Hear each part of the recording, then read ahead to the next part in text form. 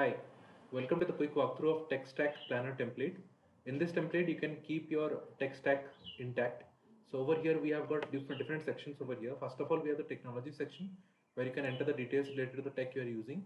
It has got a lot of different fields like the tech name, the category, the description, the version name, expiry date, so on and so forth.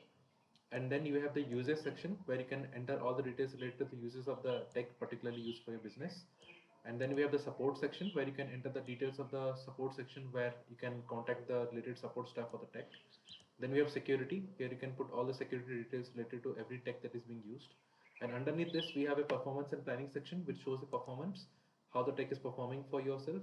Then you can put your future plans for the tech, what you need to do in the time to come. And finally, we have the review section where you can put your reviews that you are having with the tech being used. So this template is entirely customizable as per your requirement. You can customize this template to suit your business needs. If you need to customize the template and you need to reach out to me, then contact me at notionformyuse@gmail.com. I'll be happy to assist you on this further to customize this for your specific need. Thank you.